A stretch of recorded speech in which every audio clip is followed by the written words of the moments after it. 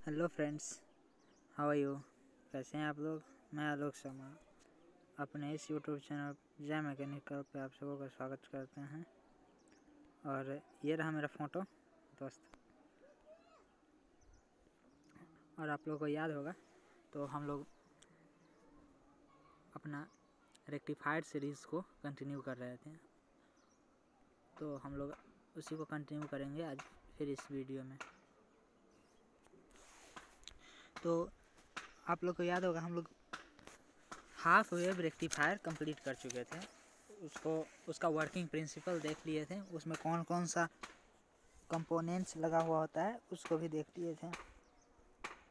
और ये रहा, ये आपके स्क्रीन पे जो भी शो हो रहा है, ये रहा इसका इनपुट डायग्राम और ये रहा आउटपुट डायग्राम। इनपुट में अगर हम ये सिग्नल देते हैं तो आउटपुट में हमको ये सिग्नल मिलता है।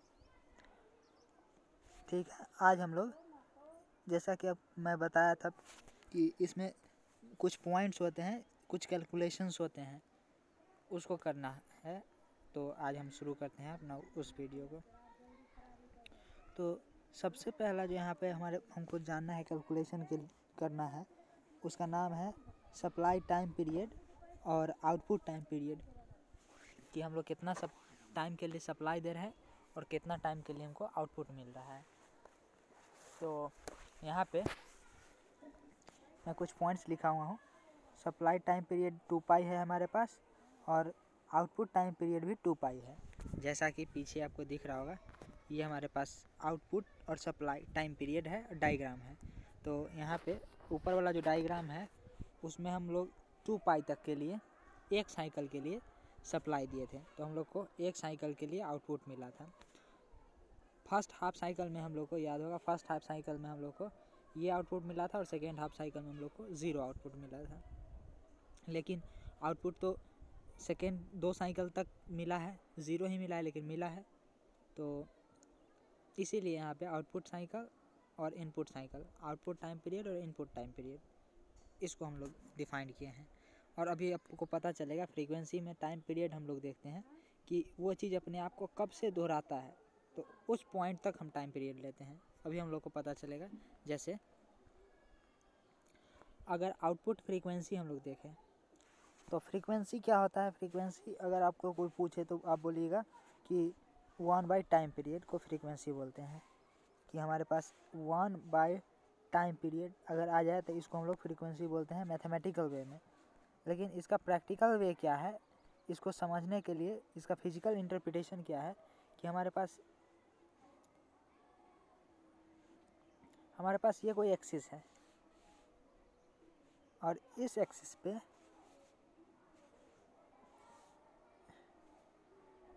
एक मिनट मैं बना रहा हूँ।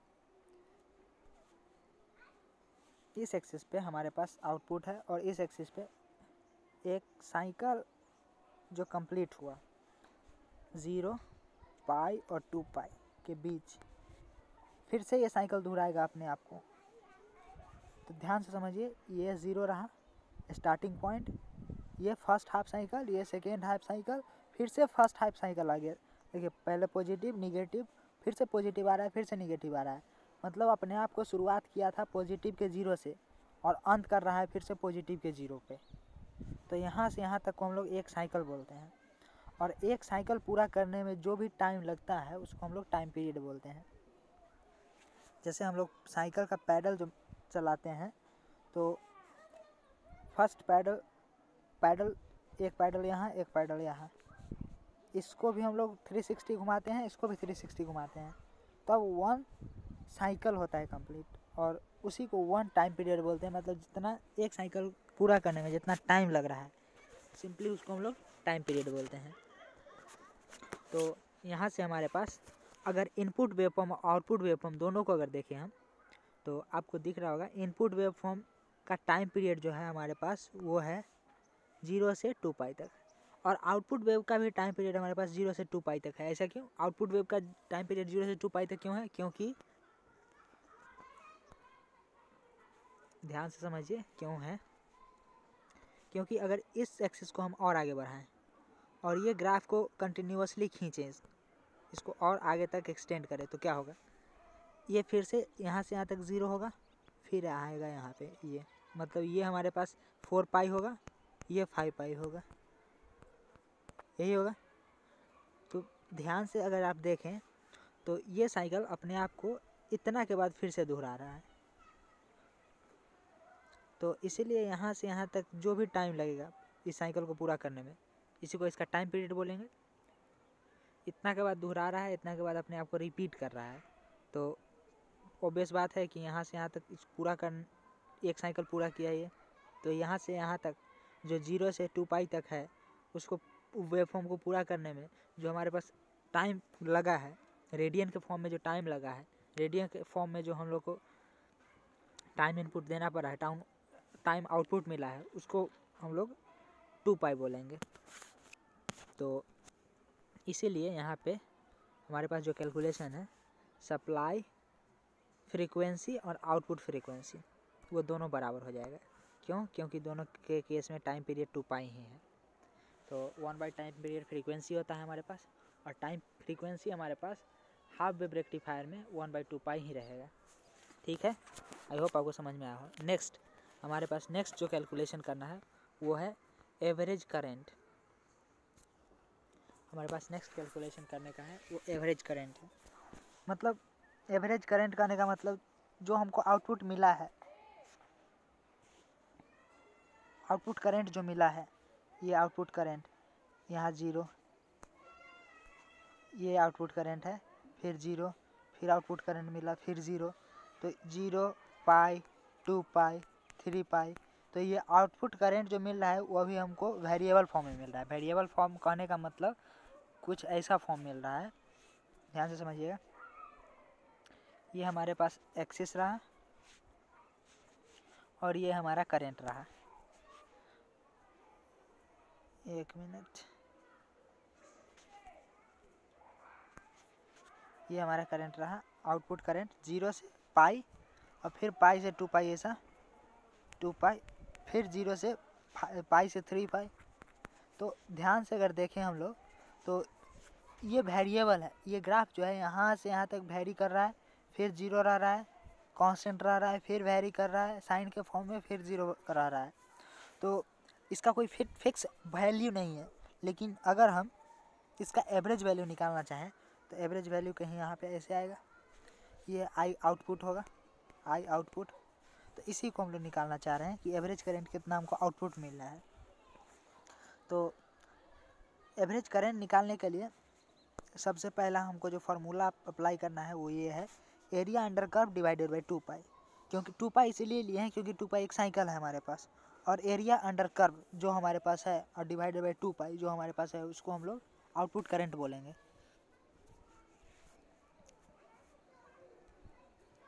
जैसे अगर मैं एक एग्जांपल देना चाहूँ, अगर मैं आपको पूछूँ एवरेज स्पीड, तो आप बोलिएगा total distance divided by total time. तो सपोज़ कीजिए ये टोटल डिस्टेंस हमारे पास एरिया अंडर कर्व है और टोटल टाइम हमारे पास 2 पाई है, क्योंकि वो हमको पता है टोटल टाइम जो लगा है एक साइकिल पूरा करने में 2 पाई है। लेकिन टोटल डिस्टेंस जो है वहाँ पे वो एरिया अंडर कर्व है, जो हमारे पास ये कर्व है उसका अंडर का एरिया है। जो हमारे पास ये कर्व है, ध्यान से समझिएगा, जो हमारे पास ये कर्व है ये इसके अंदर का ये एरिया है, और यहाँ पे तो कोई एरिया होगा नहीं, फिर यहाँ पे एक एरिया होगा। लेकिन 2 पाई तक यहाँ से यहाँ तक के लिए बस इतना ही एरिया। जैसे कि अगर हमारे पास एक ग्राफ रहता है और वो ग्राफ अगर हमारे पास स्पीड एंड टाइम का ग्राफ रहेगा, चाहे वेलोसिटी और टाइम का ग्राफ रहेगा, तो वहाँ से हम डिस्टेंस कैलकुलेट कर सकते हैं, डिस्प्लेसमेंट कैलकुलेट कर सकते हैं, एक्सेलरेशन कैलकुलेट कर सकते हैं। तो उसी तरीक़ा से यहाँ पे हमारे पास इसको भी कैलकुलेट करेंगे और इसका फार्मूला जो है वो हमारे पास आएगा। एवरेज फार्मूला है, इसीलिए टोटल करंट के अंदर कितना एरिया है, टोटल करंट, और कितना समय के लिए बहा है, तो हमारे को एवरेज करंट मिल जाएगा। एवरेज करंट आउटपुट मिल जाएगा जो डीसी के फॉर्म में है। डीसी कहने का फॉर्म मतलब है यूनि डायरेक्शनल फॉर्म में है। ठीक है, तो इसको जब हम लोग सॉल्व करेंगे तो आगे हमारे पास 1/2 पाई कांस्टेंट है, बाहर निकल जाएगा, और 0 से 2 पाई तक आई M sine omega T D omega T का हम लोग इंटीग्रेशन करेंगे। 0 से 2 पाई तक क्यों? और आई एम मतलब हमारे पास ये कर्व है और इस कर्व के अंदर हमारे पास कुछ ऐसा वेव फॉर्म है, ये हमारे पास वेव फॉर्म रहा है, ठीक है। तो 0 पाई 2 पाई। अब क्या हुआ, ये अगर हम इसका एरिया निकालना चाहें तो एरिया निकालने का हमको एक मेथड पता है कि हम लोग यहाँ पे एक स्मॉल स्ट्रिप कट करेंगे, यहाँ पे एक स्मॉल स्ट्रिप कट करेंगे और इस स्ट्रिप का जो भी वैल्यू होगा और यहाँ से यहाँ तक का जो भी वैल्यू होगा, जैसे हमारे पास यहाँ से यहाँ तक डी ओमेगा टी होगा और यहाँ से यहाँ तक आई एम साइन ओमेगा टी होगा। तो ये जो स्ट्रिप है वो ऑलमोस्ट रेक्टेंगल है, तो रेक्टेंगल का एरिया क्या होता है? Length divided by width. तो लेंथ हमारे पास I M sine omega T आ गया और width D omega D T आ गया, टाइम के फॉर्म में। ओमेगा टी टाइम है। तो अब हमारे पास फाइनली जो कैलकुलेट करके आया वो आया हमारे पास 1/2 0 से 2 पाई तक इंटीग्रेशन करेंगे आई M sine omega T D omega T का। तो इसका जब कैलकुलेशन हम लोग करेंगे तो आपको ध्यान से दिख रहा होगा कि एरिया जो है, एरिया अंडर कर्व जो है 0 से लेके 2 पाई तक, वो 0 से लेके 2 पाई तक नहीं है, सिर्फ 0 से लेके पाई तक है, पाई से लेके 2 पाई तक 0 एरिया है। एरिया 0 क्यों है? क्योंकि हमको ग्राफ जो है, हमारे पास ग्राफ कुछ ऐसा है, ग्राफ कुछ ऐसा है। और ध्यान से देखिए तो आपको एक चीज़ दिखाई देगा कि अगर यहाँ से यहाँ तक हम देखें तो हम लोग को एरिया जो है सिर्फ इसके अंदर मिलेगा, यहाँ पे एरिया 0 है। तो अभी हम लोग का कैलकुलेशन और आसान हो जाएगा कि हम इंटीग्रेशन अब 0 से अब हम लोग 0 से पाई तक करेंगे और पाई से 2 पाई तो 0 ही रहने वाला है वैसे ही, तो उसको हम लोग नेगलेक्ट करेंगे, भी हटाएंगे। तो यहाँ पे हमारे पास कैलकुलेशन जो आएगा अब नेक्स्ट स्टेप में वो कैलकुलेशन होगा 0 से लेके पाई तक। क्यों? क्योंकि यहाँ पे एरिया पाई से 2 पाई तक 0 है, कर्व ही नहीं है तो एरिया कहाँ से होगा? नेक्स्ट हमारे पास फिर आगे जब इसको हम लोग सॉल्व करेंगे तो आई एम कॉन्स्टेंट रहने वाला है, आई एम को बाहर निकाल लेंगे नेक्स्ट स्टेप में। आई एम बाहर आ गया, 1/2 पाई पहले से ही बाहर था।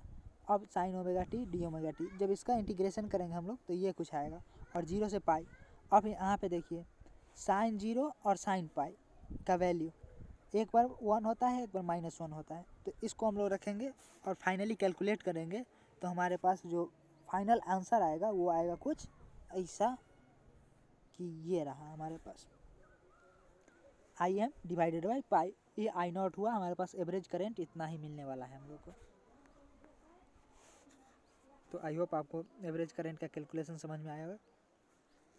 अब हम लोग नेक्स्ट स्टेप जो है डीसी आउटपुट वोल्टेज, इसको समझने चलते हैं। और मैं थोड़ा सा फास्ट होऊंगा, आप समझिएगा। जैसे हम लोग पीछे वाला को कैलकुलेट किए हैं, सेम वही उसी प्रकार से ध्यान से समझिएगा। ये जो इक्वेशन है हम लोग के पास, ये इक्वेशन है। इस इक्वेशन को आई नॉट को हम लोग ऐसे लिख सकते हैं, आई नॉट आर नॉट। तो आई नॉट के जगह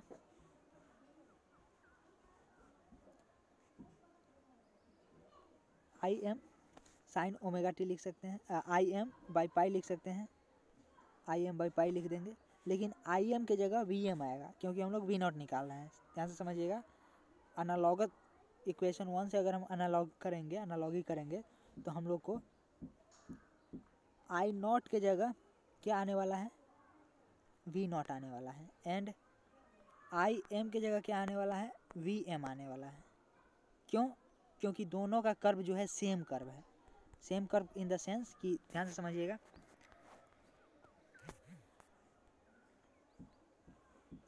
ध्यान से देखिए, ये कर्व हमारे पास रहा आई का और ये कर्व रहा हमारे पास वी का। यहाँ भी आई का 0 है और वी का 0 है। तो जब इसको कैलकुलेट करेंगे फिर से हम लोग वही फार्मूला लगा के आई M sine omega T divided by 2 पाई करेंगे, फिर उसको 0 से लेके 2 पाई तक इंटीग्रेट करेंगे, फिर वही प्रोसीजर फॉलो करेंगे।